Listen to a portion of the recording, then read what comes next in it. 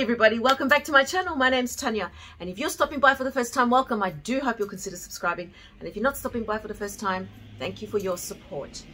Should I have a different intro? Let me know what you think. Write something for me. Write me a script, people, because I keep changing it all the time. I just can't decide. Anyway, today's video is another collab video, and I have teamed up with Yota, and we have decided that we would like to share with you the 5 luxury items that we never purchased. And of course, why? So if you're interested in hearing those, please stick around. Okay, my first item is the Louis Vuitton Desk Agenda, the large one. So I think it's even larger than the GM normal agenda. So I like that one because it's the type of thing that you just leave sitting on your desk. I love the idea of just buying various types of notebooks and slipping them in and having a notebook for this and a notebook for that. But I never bought it. It was actually available on our Australian Louis Vuitton site last year in 2020 during COVID, and it was available for $820. And at first I thought, beauty, I'm going to grab it because it's something I've always wanted, but I've always just added it to the end of my wish list because I thought, no, that's a lot of money to spend just for like a notebook cover, essentially. And then I looked at it, I added it to cart, and then I slept on it, and of course the next day it was gone. But in a way, I didn't mind too much. I wasn't too heartbroken, simply because I find it difficult to think of nearly $1,000 just sitting there on my desk just to house a couple of notebooks or my diary. I actually like the idea of having my diary sitting open on my desk, and as my bills arrive or as important dates arise that I need to record, I can write them in. And I like the idea of being so organized that I walk into my study one day or my office and flick the pages and say, oh, look, I have that on that particular date. Oh, I have that event to attend to. But realistically, I use my phone for a lot of that stuff.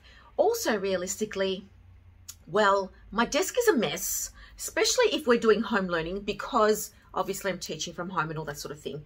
But I still do like that idea. So that one I didn't buy because I thought to myself, I probably wouldn't get enough use out of it just to house a diary. And I'm sure, well, I know for a fact that I can buy others of a far cheaper price and probably even a better material, aka leather.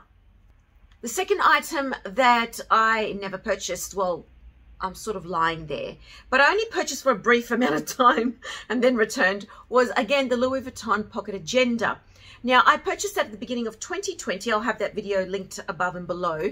And I purchased it in a beautiful navy color in the epi leather finish. I love that little piece. There is something about it. And I love the newer ones, you know, all the limited edition released items, or the bright colored ones. And I love it as, you know, like that little flip open wallet style that you can just quickly see where your cards are and whip it out and purchase something else.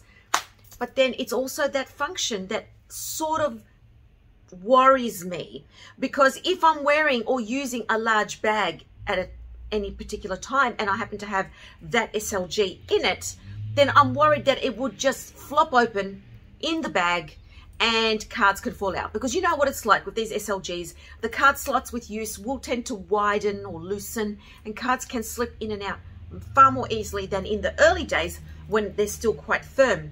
So I did actually return that because I was worried about how I would use it, whether it really would suit me. Then at the same time, I also returned it because I thought I quite like the other card holder that Louis Vuitton has, and YSL and Coach and Oroton and Tory Burch and Kate Spade and so many other brands also have. And that is that little zip wallet style, or like a little zip pouch with the zip across the top and then the card slots on the side. And I thought to myself, well, maybe that would be a better option for me. Having said that, since then, I've not purchased the Pocket Agenda again, or the Pocket Organizer again, nor have I purchased the other style for myself. Anyway, I thought to myself, you know what? The Pocket Organizer is great, but I think not for me. Or it would have to be an item that I use only in small bags where there's not a lot of room for that little item to open up inside my bag. So I sort of purchased it, but then returned it. So I didn't really purchase it. Third item that I never purchased, and I still regret to this day, and I wish I had and had not listened to the person I spoke to about it is the Chanel medium large classic flap. It was a vintage piece, and I saw that on eBay back in 2016 or 17, and I really wanted it. Now, if you remember, and you know Kim from Kim Curated, I was communicating with her and I said, oh my God, Kim, look at this bag. It's so good. It's in excellent condition. And it truly was. The leather was so good. It was lambskin, the gold-plated hardware. It was the size I like, which is a medium large, because it's small enough and large enough. And, you know, look, it was the quilting. I prefer chevron, but it was still a beautiful bag. So given that it was $2,500 Australian dollars, which is essentially unheard of these days for even a pre-loved Chanel bag, even in terrible condition, they're going for more than $2,500. I had to speak to my then husband and say, look, you know, I'm interested in buying this bag, because it was a considerable amount and everything was joint at the time, and I couldn't just go dropping $2,500 grand on a bag without him knowing, because he just would have, like, I don't know, had a hernia or something. So I raised it and I told him about it, and at first he agreed, which I was so happy about. And then when I explained that I would need to purchase it online and it was through eBay and that it was a vintage bag, yeah, well, he slammed the brakes pretty quick. And at the time, like I've sort of alluded in other videos, I wasn't assertive enough. I just wasn't in the right mind frame and the state of mind to enable me to still do it regardless of what he said. And that's because it was a significant amount of money. And even to this day, $2,500 is still a significant amount of money for a bag, Chanel or otherwise. So I let it go. I let it go. And it was really sad. I wish I hadn't, but oh well, it is what it is. The fourth item that I never purchased is the Louis Vuitton Essential V ring. My God, I love that ring so much. I love statement rings. I love rings that are solid, and especially if they're a wide band. I love those types of rings. Always have, I must admit. I'm not the type of person that goes for, you know, fine, dainty jewelry. I have some fine, dainty jewelry, but I just don't gravitate towards it. I like something with the impact. I like something that makes a statement. And that ring, to me, just makes such a statement. But it's only gold-plated, and it's brass. And I'm the type of person also that when I wear something, I tend to wear it over and over and over and over again. Bracelets, rings. I can switch out my earrings because they're easy to switch out. But at the same time, I just was worried and I was concerned that I would end up causing more damage or, you know, wear and tear on that piece than maybe someone else who's happy to have a piece like that and just wears it now and then.